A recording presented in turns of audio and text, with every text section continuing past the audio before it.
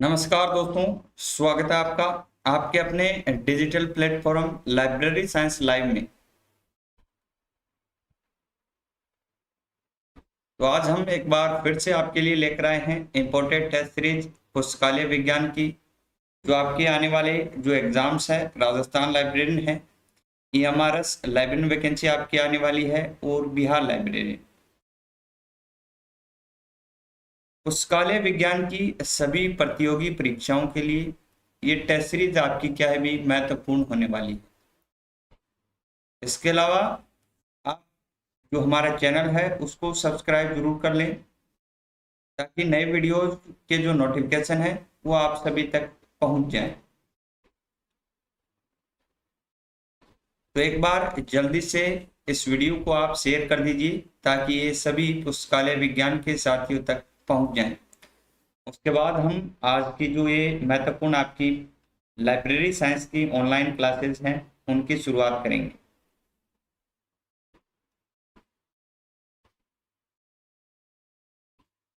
शुरुआत करते हैं सबसे पहले क्वेश्चन से।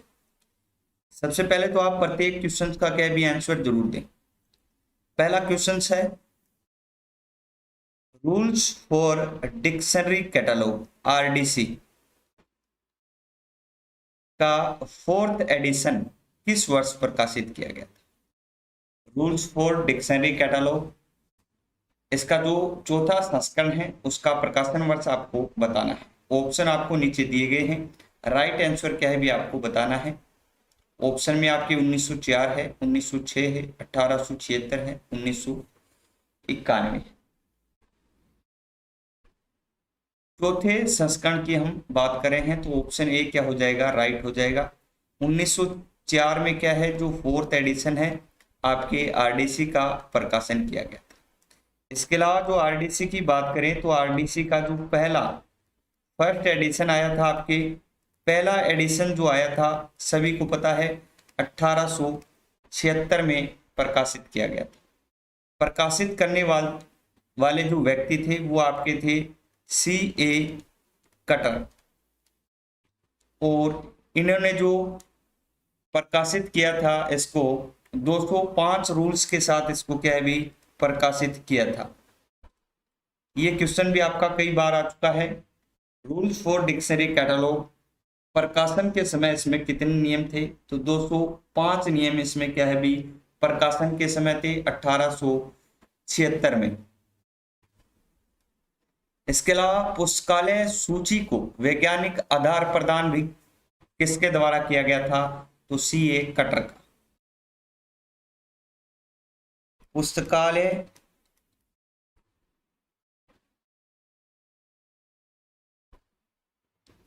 सूची को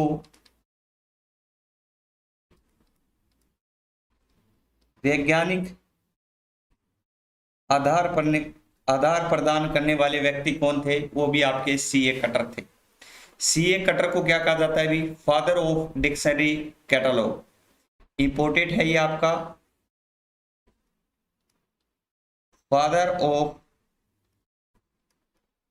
डिक्शनरी कैटलॉग। ये आपके C.A. कटर को कहा जाता है ग्रंथ सूची का, हिंदी में बात करें तो ग्रंथ सूची का पितामह किसको, चार्ल्स एमी कटर को C.A.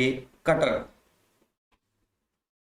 तो रूल्स फॉर डिक्शनरी कैटलॉग का 4th एडिशन 1904 में, पहला 1876 में। आगे बढ़ते हैं अगले क्वेश्चन की तरफ। पेरिस प्रिंसिपल्स को किस वर्ष अपनाया गया। पेरिस प्रिंसिपल सिद्धांत पेरिस के हैं, उनको सबसे पहले किस वर्ष अपनाया गया था। ऑप्शन आपके दिए गए हैं 1967, 1965 है, 1961, 1954।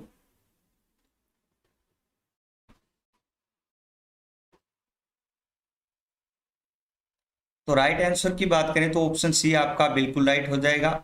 सबसे पहले आपके 1961 में क्या है, आरडीसी पेरिस प्रिंसिपल को अपनाया गया था 1961 में। पेरिस प्रिंसिपल की बात करें तो सबसे पहले जो international conference on cataloguing principal का आयोजन किया गया था 1900 आपके 61 में ही क्या है, the international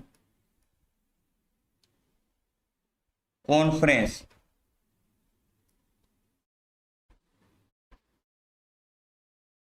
the international conference on कैटालॉगिंग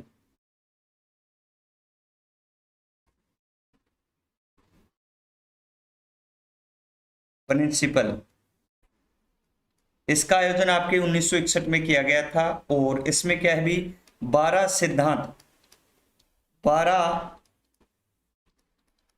सिद्धांतों को क्या किया गया था, अपनाया गया था। टोटल 12 प्रिंसिपल्स को क्या है भी अपनाया गया था।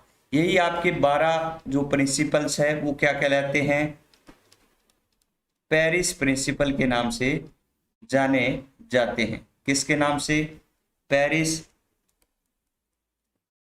प्रिंसिपल के नाम से जाने जाते हैं। इसी कारण इन पेरिस प्रिंसिपल्स को क्या है भी 1961 में अपनाया गया था। इसके अलावा जो AACR 1 है वो इन्हीं सिद्धांतों पर आधारित है। AACR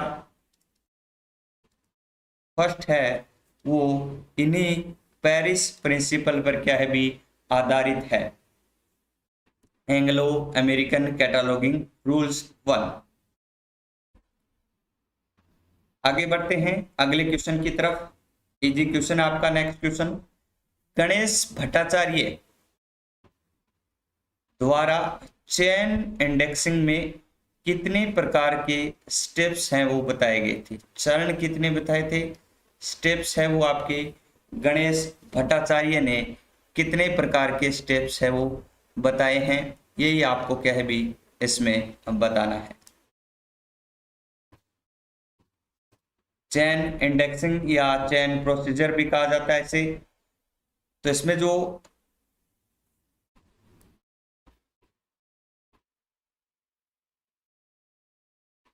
चेन इंडेक्सिंग की बात करें तो आपकी क्या है भी 1934 में क्या है इसका निर्माण किया गया था। 1934 में क्या है चेन इंडेक्सिंग का क्या किया गया था, निर्माण किया गया था, बनाया गया था। इसके अलावा चेन इंडेक्सिंग का जो आधुनिकीकरण किया था, ये क्वेश्चन आपसे कई बार पूछा जाता है, आधुनिकीकरण करने वाला कौन था, DRTC। DRTC द्वारा क्या है भी जो चेन इंडेक्सिंग का आधुनिकीकरण है वो किया गया था। इसके अलावा बात करें इसकी चेन इंडेक्सिंग की तो सबसे पहले इसका उल्लेख आपके 1938 में उल्लेख किया गया था, 1938 में। और ये उल्लेख किया गया था थ्योरी ऑफ लाइब्रेरी कैटालॉग में। कौन सी पुस्तक थी भाई जिसमें उल्लेख किया गया था, थ्योरी ऑफ लाइब्रेरी कैटालॉग नामक जो पुस्तक थी उसमें सबसे पहले क्या है इसका उल्लेख किया गया था आपके चेन इंडेक्सिंग का। आधुनिकीकरण करता आपके DRTC है, निर्माण गणेश भट्टाचार्य ने किया। और यही क्या है भी श्रृंखला प्रक्रिया कहलाती है। इसका जो वर्तमान स्वरूप है वो आपका कहलाता है पोप्सी। वर्तमान स्वरूप क्या कहलाता है भी, पोप्सी कहलाता है। तो बात करें इसमें स्टेप्स की तो आपके 9 प्रकार के स्टेप्स है वो गणेश भट्टाचार्य द्वारा क्या है चेन इंडेक्सिंग के बताए गए थे। ऑप्शन इसमें आपका सी हो जाएगा। निर्माण किया गया था 1934 में रंगनाथन द्वारा, आधुनिकीकरण DRTC संस्थान द्वारा, documentation research and training centre द्वारा।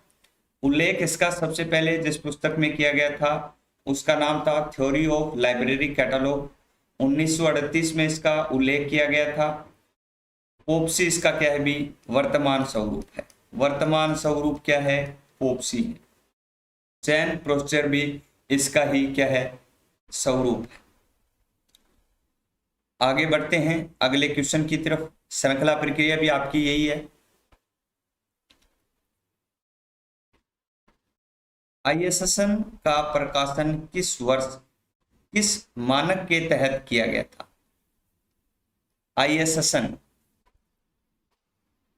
का जो प्रकाशन है, निर्माण है, वो किस मानक के तहत किया गया था? ऑप्शन आपको दिए गए हैं, राइट आंसर बता देंगे। International standard serial number.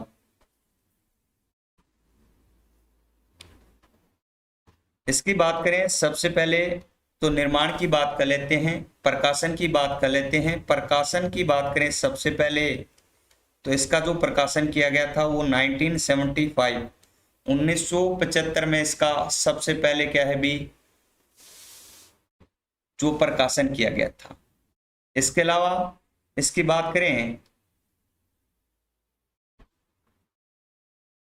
विकास की, यानी प्रकाशन 1975 में किया गया था, लेकिन विकास इसका 1971 में किया गया था। और ये विकास करने वाली जो संस्था थी वो आपकी ISO थी। ISO यानी इंटरनेशनल ऑर्गेनाइजेशन फॉर स्टैंडर्डाइजेशन।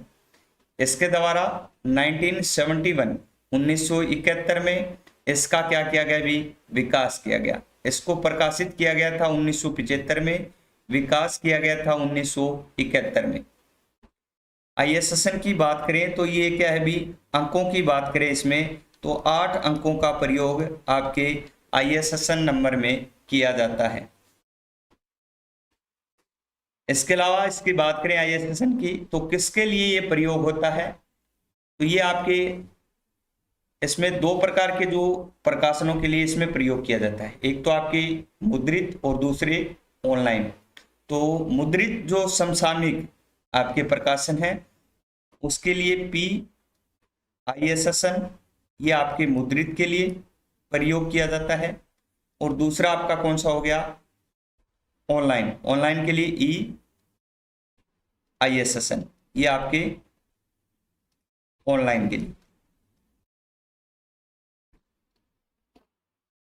तो 2 प्रकार के प्रकाशनों के लिए PISSN है, एक तो मुद्रित के लिए और एक EISSN इलेक्ट्रॉनिक प्रिंट। तो ये दोनों आपके क्या है भी जो ISSN है वो प्रयोग किए जाते हैं। टोटल 8 अंकों का आपका ISSN नंबर होता है। प्रकाशन 1975। विकास की बात करें तो ISO international organisation for standardisation ISO द्वारा 1971 में विकास किया गया।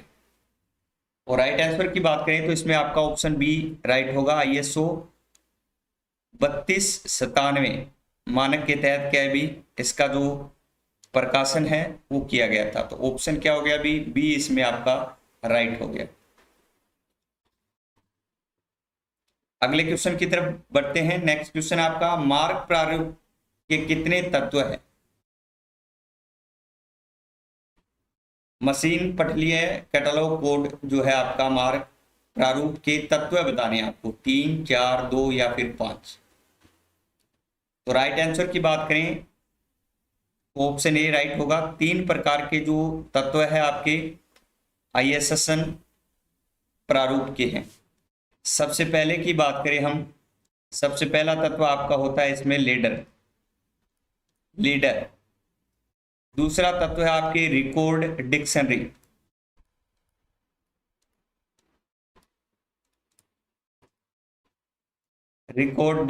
लीडर। और तीसरा तत्व की बात करें तो वेरिएबल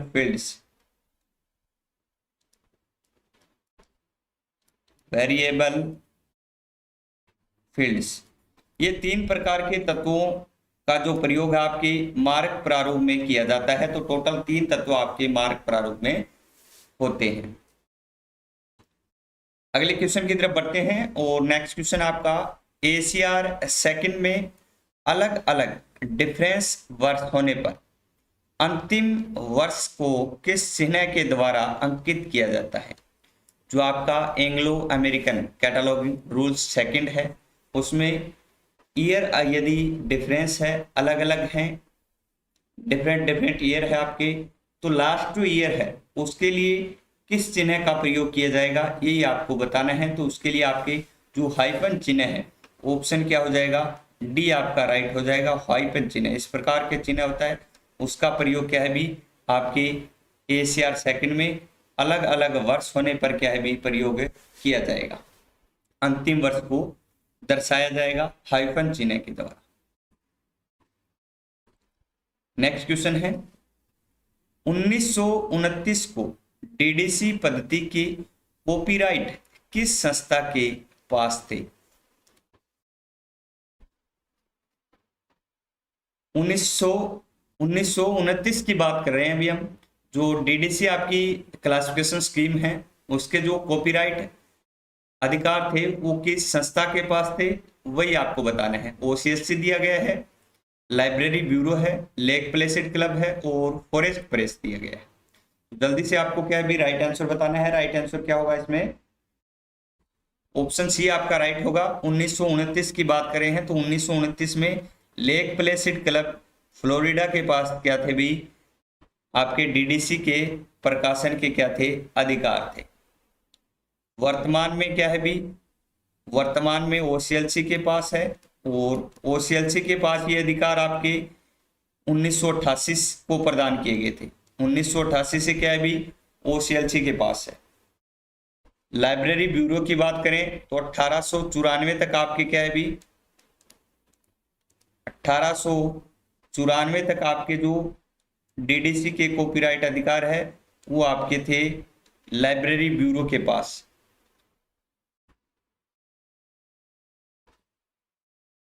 1929 को आपके लेक प्लेसिड क्लब हो गया। फॉरेस्ट प्रेस की बात करें आपके तो 1965 में क्या है, फॉरेस्ट प्रेस को ये जो अधिकार है वो सौंप दिए थे। लाइब्रेरी ब्यूरो को 1894 से लेकर आपके 1987 तक लाइब्रेरी ब्यूरो हो गया और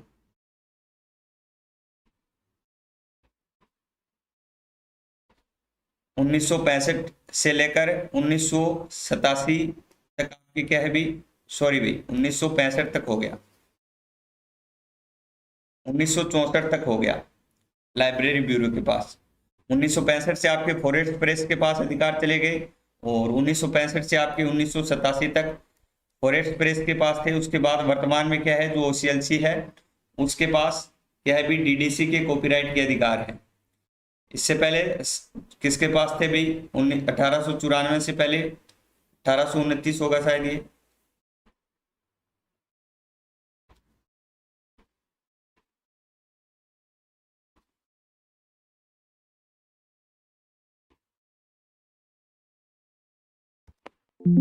सॉरी भाई, इस क्वेश्चन को एक बार फिर से देखते हैं। 1929 को डीडीसी पद्धति के कॉपीराइट अधिकार किस संस्था के पास थे। तो 1929 को तो आपके जिस संस्था के पास थे वो आपकी लेक प्लेसिड क्लब हो गई भी, क्योंकि 1929 में लेक प्लेसिड क्लब के पास थे। इससे पहले आपके लाइब्रेरी ब्यूरो के पास कब से भी 1894 तक थे आपके लाइब्रेरी ब्यूरो के पास। इसके बाद फॉरेस्ट प्रेस को ये अधिकार सौंपे गए थे। तो फॉरेस्ट प्रेस को जो अधिकार सौंपे गए वो 1965 में सौंपे गए और वर्तमान में ओसीएलसी को जो अधिकार सौंपे गए वो 1988 को सौंपे गए। तो 1988 के बाद ये 1894 से पहले आपकी लाइब्रेरी ब्यूरो के पास थे और 1929 को आपको जो अधिकार थे वो आपके लेक प्लेसिड क्लब के पास थे। 1965 के बाद आपके जो अधिकार थे वो फॉरेस्ट प्रेस के। तो ये आपका राइट होगा। अब आगे बढ़ते हैं नेक्स्ट क्वेश्चन की तरफ। लेखक के कुल नाम के आधार पर ग्रंथांक यानी बुक नंबर का निर्माण करने की विधि का प्रतिपादन किसके द्वारा किया गया था। लेखक के कुल नाम के आधार पर जो बुक नंबर है उसको बनाने की जो विधि है, उसके निर्माण है वो किसके द्वारा किया गया था, ये आपको बताना है।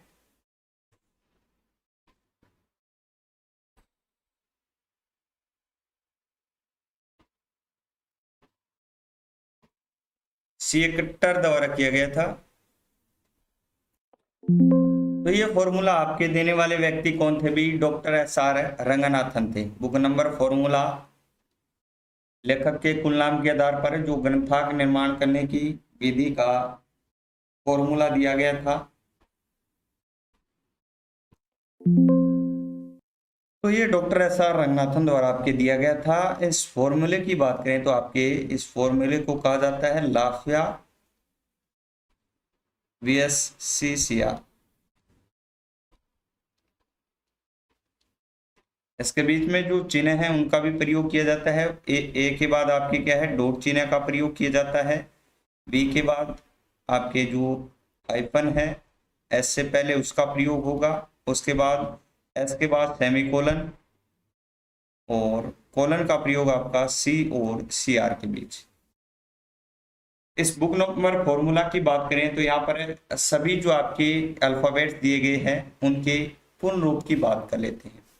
एल से बात करें तो यहाँ पर लैंग्वेज हो गया आपका, एफ आपका फॉरम नंबर है, वाई आपका ईयर हो गया, ए आपका एक्सेशन नंबर है और एक्सेशन नंबर के बाद क्या है? आपके डॉट चिन्ह का प्रयोग किया जाता है। वी आपका वॉल्यूम नंबर है और वॉल्यूम नंबर के बाद आपकी क्या है? हाइफन चिन्ह। एस से सप्लीमेंट नंबर और सप्लीमेंट नंबर के बाद सेमीकोलन का प्रयोग। सी आपका कॉपी नंबर हो गया, कॉपी नंबर के बाद आपके कोलन का और CR की बात करें तो क्रिटिसिज्म नंबर। ये आपके डॉक्टर SR रंगनाथन द्वारा दिए गए जो बुक फॉर्मूला है उसका प्रारूप है। इस प्रकार से बुक फॉर्मूला आपके डॉक्टर SR रंगनाथन द्वारा दिया गया है।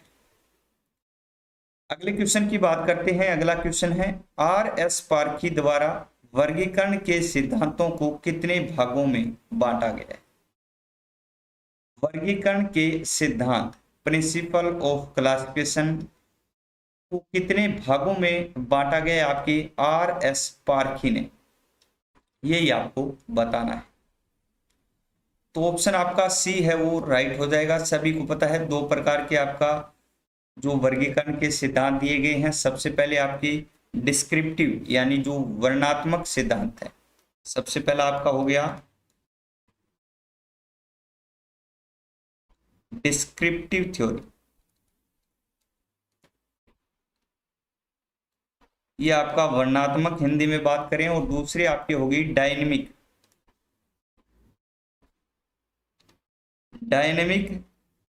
थ्योरी यानी गतिशील सिद्धांत। तो ये दो प्रकार के जो सिद्धांत है वो आपके बांटे गए हैं। किसके द्वारा बांटे गए हैं? तो RS पारखी ने दो प्रकार के भागों में वर्गीकरण के सिद्धांतों में बांटा है। वर्णनात्मक सिद्धांत यानी डिस्क्रिप्टिव थ्योरी और गतिशील सिद्धांत यानी डायनेमिक थ्योरी। बात करते हैं अगले क्वेश्चन की। रंगनाथन की किस पुस्तक में सर्वप्रथम विषय निर्माण की विधियों का उल्लेख मिलता है? बिल्कुल इजी क्वेश्चन है। डॉक्टर SR रंगनाथन की ऐसी कौन सी बुक है जिसमें सबसे पहले विषय निर्माण की, सब्जेक्ट बनाने की जो डिवाइसेज है, विधियां हैं, उनका क्या है भी उल्लेख मिलता है? वेरी वेरी इंपॉर्टेंट ये पुस्तक है। कई क्वेश्चंस में ये पुस्तक आपके पूछी जाती है, इसी कारण है ये पुस्तक है भी इंपॉर्टेंट है। Prolegomena to library classification very easy question होना चाहिए क्योंकि लगभग ये पुस्तक आपके कई प्रकार के क्वेश्चनों में आती है, क्योंकि इस पुस्तक में आपके रंगनाथन द्वारा कई प्रकार के सिद्धांत थ्योरियां दी गई है। बात करें तो इसका सबसे पहला जो एडिशन आया था वो 1937 में आया था। टोटल इसके 3 संस्करण हैं। दूसरा इसका 20 वर्ष बाद 1957 में और तीसरा जो 10 वर्षों बाद 1967 में। यानी अब तक प्रोलेगोमिना टू लाइब्रेरी क्लासिफिकेशन जो बुक है इसके 3 एडिशन प्रकाशित हो चुके हैं। इसी में रंगनाथन ने सबसे पहले आपके जो डिवाइसेज है सब्जेक्ट बनाने की, उनका उल्लेख किया गया था। इसका जो पहला संस्करण है वो 1937 में, सेकंड संस्करण 1957 और थर्ड संस्करण 1967 में क्या है भी प्रकाशित है वो किया गया था। तो ये हमारे आज के जो महत्वपूर्ण पुस्तकालय विज्ञान के क्वेश्चन थे, इंपोर्टेंट क्वेश्चन है। इस टेस्ट सीरीज को आप एक बार ज्वाइन अवश्य कर लें क्योंकि ये आपके जो आने वाले एग्जाम है, चाहे वो आपका राजस्थान लाइब्रेरियन 3rd ग्रेड का आने वाला है, थर्ड ग्रेड में आपके क्या है 567 पोस्टें हैं, और सेकंड ग्रेड में आपके क्या है 650 प्लस पोस्टें हैं। इसके अलावा जो EMRS 11 की बात करें हैं तो EMRS की बड़ी वैकेंसी आपकी 11 की 740 पोस्टें आने वाली है। बिहार में आपके 7000 प्लस पोस्टें आपके बिहार में आने वाली है। DSSB का आज क्या है भी एग्जाम है, तो उन सभी को क्या है भी हार्दिक शुभकामनाएं, अग्रिम बधाइयां। इसके अलावा जो भी आपके एग्जाम है उन सभी एग्जाम के लिए क्या भी इंपोर्टेड टेस्ट सीरीज आपकी शुरू की जा चुकी है, तो एक बार आप हमारे चैनल पर यदि नए हैं तो सब्सक्राइब जरूर कर लें। इसके अलावा आप इस वीडियो को ज्यादा से ज्यादा शेयर जरूर करें ताकि ये सभी तक पहुंच जाए। और यदि आपको पुस्तकालय विज्ञान की वन लाइनर क्वेश्चंस की बुक की आवश्यकता है तो आप हमसे कांटेक्ट कर सकते हैं। आपको नंबर नीचे स्क्रीन पर क्या भी दिए गए हैं 8619463128, इस पर आप क्या भी हमें व्हाट्सएप कर सकते हैं। धन्यवाद आप सभी का।